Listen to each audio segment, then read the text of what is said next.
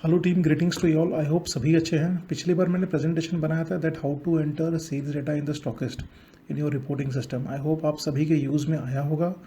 तो इस बार मैंने एक नया प्रेजेंटेशन बनाया है on the brand Higate eye drops, जो अपना ब्रांड है। For the content is gatifloxacin 0.5%। Doctor का जो एक्सेप्टेंस है मॉक्सीफ्लॉक्सासिन से, अब वो धीरे धीरे बढ़ रहा है गेटिफ्लॉक्सासिन की तरफ में। क्यों? ये प्रेजेंटेशन उसी के ऊपर में है। तो लेट्स स्टार्ट।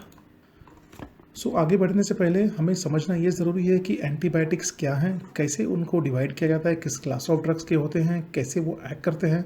तभी हम समझ पाएंगे कि गेटिफ्लॉक्सासिन एक्ट कैसे करता है। बेसिक ऑफ एंटीबायोटिक्स में आप देखोगे like first generation, second generation, third generation. Second में आपके सिप्रो नॉफ्लॉक्स आते हैं। Similarly we have 4 generations. तो हम अभी बात करेंगे 4th जनरेशन एंटीबायोटिक के बारे में, जिसके अंडर में आते हैं आपके मॉक्सीफ्लॉक्सासिन एंड गेटिफ्लॉक्सासिन।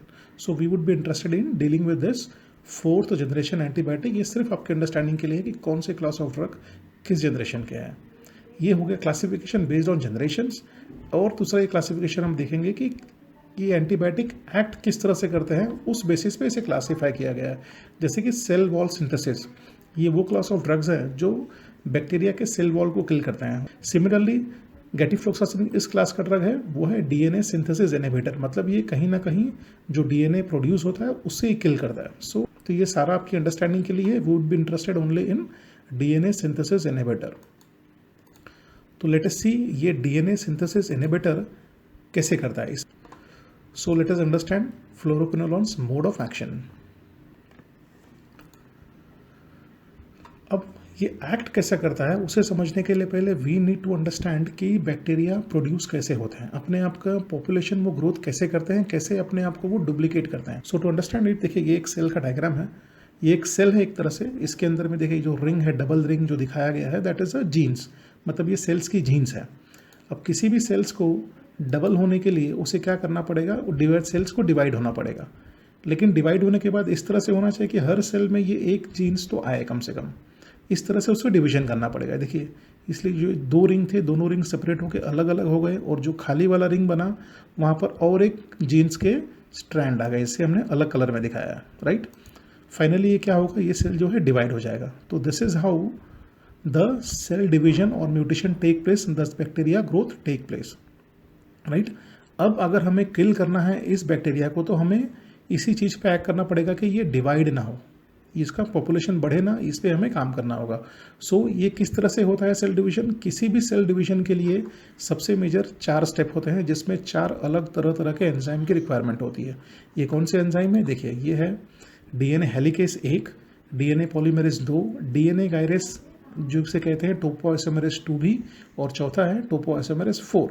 तो ये 4 तरह के एंजाइम हैं जो 4 अलग अलग तरह के स्टेप में इन्वॉल्व होते हैं, जिसकी वजह से ये सेल्स डुप्लीकेशन होते हैं। करता है कैसे? Let us see step by step. अभी पहला देखेंगे डीएनए हेलिकेस। अब जो पिछले सेल में आपने देखा था जो सर्कुलर रिंग थे डीएनए के, तो डीएनए को अगर हम और क्लोजअप से देखेंगे तो वो कुछ इस तरह से दिखते हैं, राइट। एक स्पाइरल हेलिक्स की तरह ये दिखते हैं, और हर डीएनए 2 जोड़े में होते हैं, कभी सिंगल नहीं होगा। देखिए, ये 2 स्टैंड माने कि डबल स्टैंड है। अब इसे अलग करने के लिए हमें क्या करना पड़ेगा, इन दोनों स्टैंड को ओपन करना पड़ेगा। तो इसे ओपन कौन करेगा? एक एंजाइम है जिसे कहते हैं डीएनए हेलिकेस। ये डीएनए हेलिकेस क्या करेगा, इस डीएनए को ओपन करके 2 अलग अलग स्टैंड बना देगा, राइट। तो ये हो गया पहला एंजाइम। दूसरा एंजाइम हम देखेंगे डीएनए पॉलीमरेज।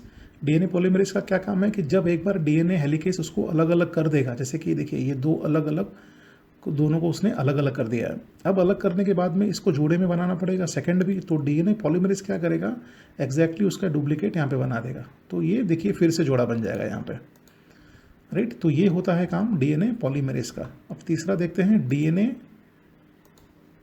गायरेस 4।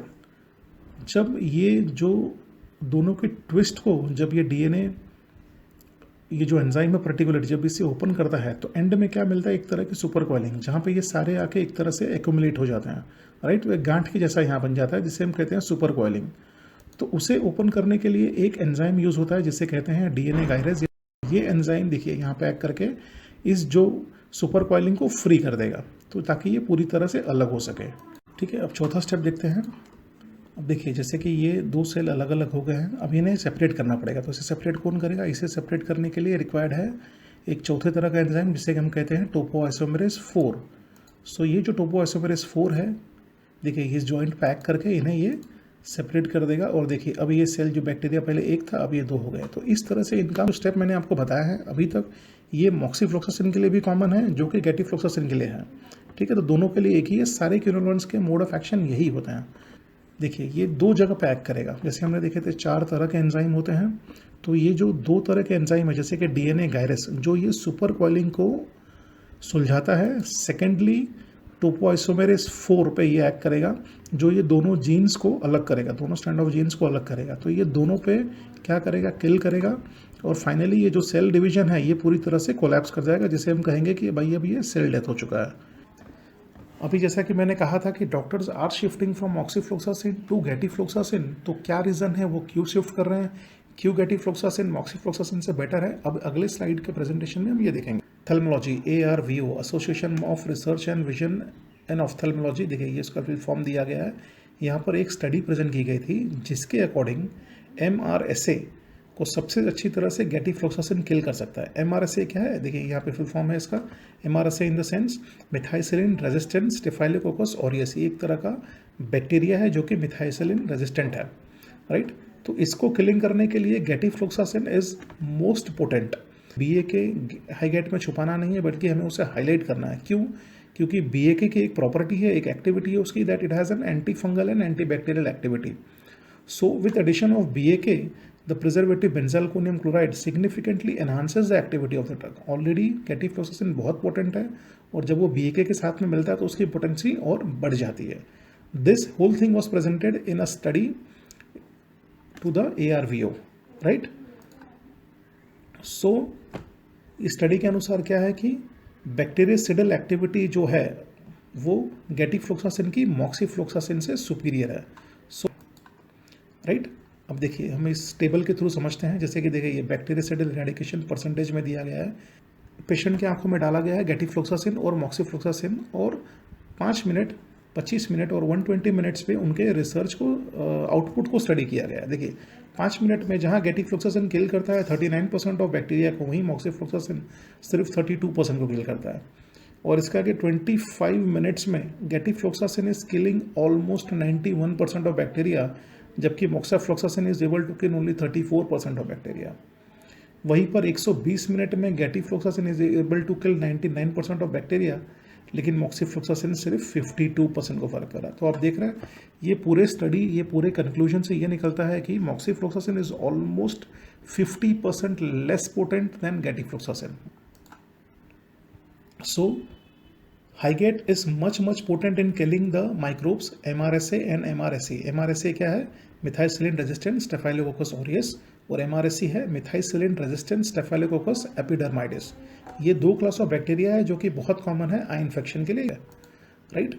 सो अगेन इस टेबल के थ्रू हम अंडरस्टैंड करते हैं कि how gatifloxacin is 8 times more effective than moxifloxacin. ये आप ग्राफ देख रहे हो, मॉक्सीफ्लोक्सासिन डालने के बाद में बैक्टीरिया का कॉन्सेंट्रेशन क्या था और गैटिफ्लोक्सासिन डालने के बाद में बैक्टीरिया का कॉन्सेंट्रेशन क्या था। So gatifloxacin is a high speed eradication drug.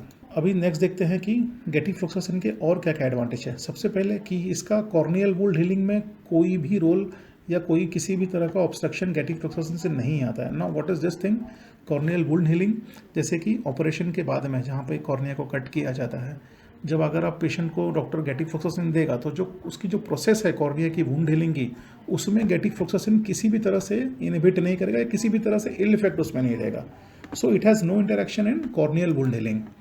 Secondly, gatifloxacin से अगर मॉक्सी को कंपेयर करोगे तो गैटिफ्लोक्सासिन का जो कंजंक्टिवल हाइपरमिया है, यानी कि जो रेडनेस है कंजंक्टिवा पे, वो कम होगा गैटिफ्लोक्सासिन से।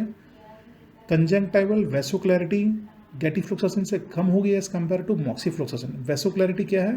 जैसे कि अगर आप अपने हाथ की मुट्ठी बांधोगे तो नस आपको दिखाई देगी, है ना, डिफरेंट टाइप्स ऑफ नर्स, जो वेन्स है या फिर आर्टरी है, वो सब आपको दिखाएगी, तो उसे कहते हैं वैसोक्लैरिटी। देन जो ऑक्यूलर पेन है गैटिफ्लोक्सासिन से बहुत कम है as compare to moxifloxacin. Secondly, ocular irritation gatifloxacin से नहीं है या मॉक्सीफ्लोक्सासिन से कम है। ये कि जो पीपल साइज है, पीपल साइज पे गेटिफ्लुक्सासिन का एक अच्छा इफेक्ट आता है, वो क्या है हम आगे देखेंगे स्टेप बाय स्टेप, राइट। सो किसी को भी डॉक्टर को अगर रेफरेंस चाहिए तो देखिए पहले पॉइंट का रेफरेंस इस आर्टिकल से मिलेगा, इसे मैंने आज ही निकाला है, ये देखिए 8 अप्रैल 2020। तो सेकेंडली ये जो नंबर 2 से लेकर नंबर 6 के लिए किसी को आर्टिकल चाहिए, डॉक्टर को पूछना है कहाँ मिलेगी, तो simply you can click on this link. जैसे कि हमने लास्ट स्लाइड में देखा, जो कंजंक्टिवल हाइपरमिया का सिम्टम्स है वो गेटिफ्लुक्सासिन से काफ़ी कम है when it is compare to moxifloxacin. ये रहा गेटिफ्लुक्सासिन का ग्राफ एंड ये रहा मॉक्सीफ्लुक्सासिन का ग्राफ। सेकेंडली कंजंक्टिवल वैसोक्लैरिटी देखेंगे गेटिफ्लुक्सासिन से it is very very less as compare to moxifloxacin. Thirdly ocular pain, देखिए ये रहा डिफरेंस गेटिफ्लुक्सासिन और मॉक्सीफ्लुक्सासिन के ऑक्यूलर पेन में कितना ह्यूज डिफरेंस है। फोर्थ इज ऑक्यूलर इरिटेशन, जो आंखों पे इरिटेशन होते हैं गेटिफ्लुक्सासिन से केवल इतना है, जबकि मॉक्सीफ्लुक्सासिन से it is this much. So you can see the difference, how vast is the difference. Now fifth is pupil size. अब देखिए जो पीपल साइज का बेस था it was 5.6, but after installation of gatifloxacin the pupil size has been raised to 5.65। उसके उलट में आप देखिए मॉक्सीफ्लुक्सासिन का पीपल साइज वाज 5.65, लेकिन मॉक्सी डालने के बाद पीपल साइज है रिड्यूस टू 5.05। अब ये इंपॉर्टेंट क्यों है? इंपॉर्टेंट इसलिए है कि किसी भी आँख की सर्जरी से पहले डॉक्टर उसे क्या कहेगा कि एक रात पहले से वो एंटीबायोटिक डालना चालू करे। मान लीजिए वो यूज़ कर रहा है मॉक्सी, अब वो मॉक्सी यूज़ कर रहा है तो उसका क्या होगा, pupil size would reduce to by a certain percentage. और डॉक्टर को सर्जरी के टाइम पे क्या रिक्वायर्ड है कि पीपल कितना ज़्यादा डायलेट रहे उतना उसके लिए अच्छा है। तो एक तरफ तो वो डायलेटिंग के लिए ड्रग डालेगा, दूसरी तरफ मॉक्सीफ्लुक्सासिन इंटरफेयर करेगा उसे रिड्यूस करने के लिए, जबकि गेटिफ्लुक्सासिन में किसी भी तरह का इस तरह का इंटरफेरेंस नहीं दिखेगा। So gatifloxacin is very advantages not only in killing the bacteria but pupil size को मेंटेन रखने के लिए भी it is an additional advantage. Sir indications of Higate are. So I hope इस छोटे से प्रेजेंटेशन के बाद आपको ये समझ में आया होगा कि एंटीबायोटिक्स के क्लास क्या है, क्लासिफिकेशन क्या है, उसके मोड ऑफ एक्शन फ्लोरोक्विनोन के क्या है, and how gatifloxacin is much better as compare to moxifloxacin, right. So next time when you visit the doctor, let us focus गेटिफ्लुक्सासिन as well. Thank you.